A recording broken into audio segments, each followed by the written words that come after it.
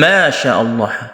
Dalam video kali ini, Ustadz Khalid Basalamah menceritakan kepada kita semua sebuah kisah nyata yang dialami oleh seorang wanita yang terkena kanker payudara dan seorang dokter Katolik.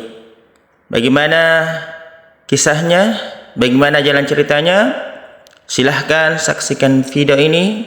Mudah-mudahan bisa menjadi inspirasi kebaikan buat kita semua dan bisa menjadi motivasi bagi kita semua dan menjadikan kita hamba-hamba yang bertakwa kepada Allah Subhanahu wa taala. Selamat menyaksikan. Barakallahu fikum.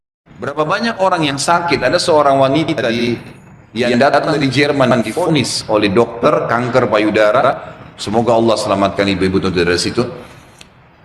Itu divonis dari dokter ini sudah nggak bisa, sudah sangat ganas, dan ini menurut medis kalau tidak salah itu kisahnya tinggal 2 minggu umurnya. Maka dia bilang sama suaminya, muslimah kebetulan dan muslim suaminya, tapi tinggal di Jerman. Dia bilang, saya ingin menghabiskan umur saya di Mekah aja. Ini sudah jelas dokter vonis 2 minggu, saya mau pergi ke sana. Suaminya ikutin, 3 hari urus visa, tiket segala, berangkat. Ringkas cerita, dari 14 hari waktu yang divonis oleh dokter, 3 hari sudah habis pengurusan visa dan proses berangkat sama 4 hari kurang lebih. Jadi sekarang tinggal 10 hari.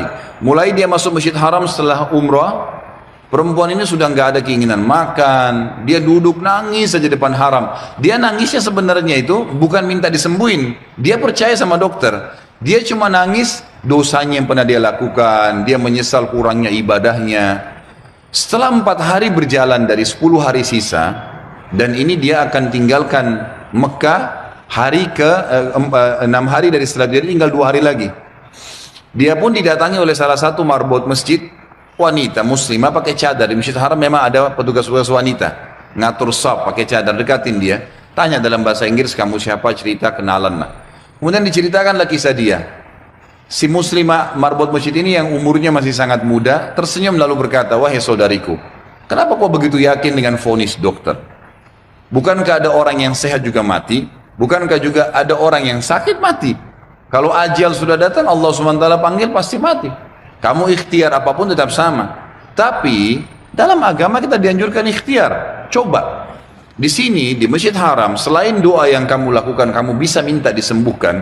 Ada air Zam-Zam yang dijanjikan oleh Nabi SAW sebagaimana sabdanya, Zam-Zam liman syuribalah. Zam-Zam sesuai dengan niat orang yang meminumnya. Kenapa kau tidak coba minum Zam-Zam itu, berdoa sama Allah? Kata perempuan ini, saya seperti baru dapat air segar yang sudah dari dalam keadaan saya luar biasa hausnya, bingungnya, nggak tahu harus ambil langkah apa. Dia bilang, baiklah kalau gitu. Dia bilang mulai semenjak itu dia minta sama suaminya ditunda beberapa hari pemberangkatan sampai hari ke-13 lah dari 14 hari itu. Dia bilang tiap hari saya cuma minum Zam-Zam, nggak makan, nggak minum yang lain. Tiap hari sambil berdoa kepada Allah Subhanahu Wa Taala. Pasrah udah, apa yang terjadi sudah berdoa sama Allah. Hari ke-13 dari 14 hari itu dia pulang ke Jerman. Dari bandara langsung ke tempat dokter, telepon dokternya sudah siapin ruangan ICU, mau dicek segala macam dan seterusnya.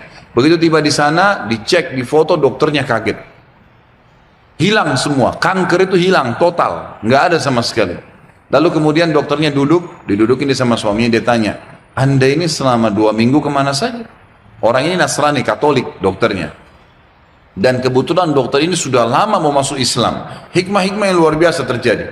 Maka dia mengatakan, dari mana Anda selama 2 minggu berobat ke siapa? Dokter siapa? Obat apa yang diminum?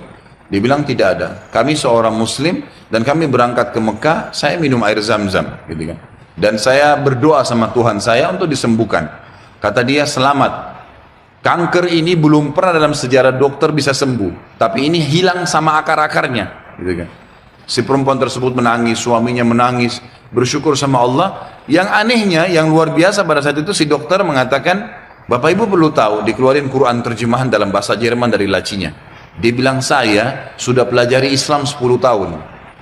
Saya ingin mencari sesuatu yang menyentuh hati saya supaya saya mau ngandut Islam. Tapi belum ada sesuatu yang berat. Tapi kejadian ini karena bidangnya dia tahu dia spesialis kanker payudara. Dia mengatakan ini ya sudah cukup membuat saya syahadat.